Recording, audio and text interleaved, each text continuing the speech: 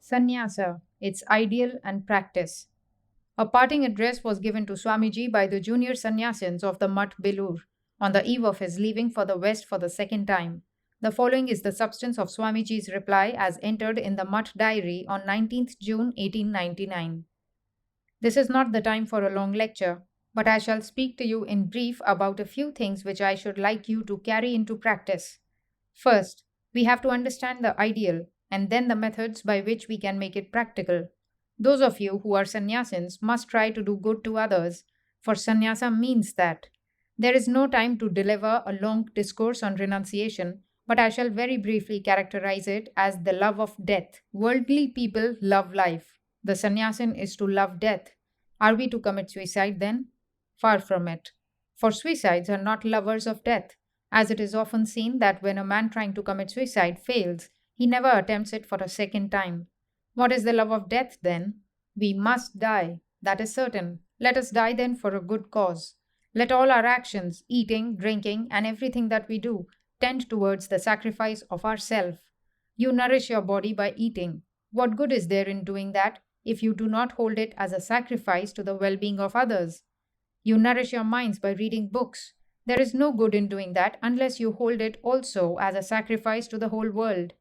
For the whole world is one. You are rated a very insignificant part of it, and therefore it is right for you that you should serve your millions of brothers rather than aggrandize this little self. Sarvatav panipadam tat sarvatok sheshiro mukham sarvatah shruti malloke sarvamavritya tishtati. With hands and feet everywhere, with eyes, heads, and mouths everywhere, with ears everywhere in the universe, that exists pervading all. Thus you must die a gradual death. In such a death is heaven. All good is stored therein, and in its opposite is all that is diabolical and evil. Then, as to the methods of carrying the ideals into practical life. First, we have to understand that we must not have any impossible ideal. An ideal which is too high makes a nation weak and degraded. This happened after the Buddhistic and the Jain reforms. On the other hand, too much practicality is also wrong. If you have not even a little imagination, if you have no ideal that guide you, you are simply a brute. So we must not lower our ideal, neither are we to lose sight of practicality. We must avoid the two extremes.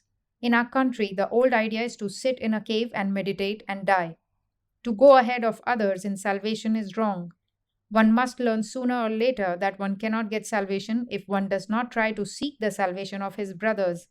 You must try to combine in your life immense idealism with immense practicality. You must be prepared to go into deep meditation now, and the next moment you must be ready to go and cultivate these fields, Swamiji said, pointing to the meadows of the Mutt. You must be prepared to explain the difficult intricacies of the Shastras now, and the next moment to go and sell the produce of the fields in the market. You must be prepared for all menial services, not only here, but elsewhere also. The next thing to remember is that the aim of this institution is to make men.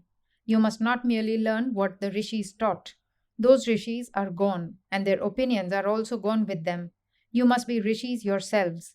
You are also men as much as the greatest men that were ever born, even our incarnations. What can mere book learning do? What can meditation do even? What can the mantras and tantras do?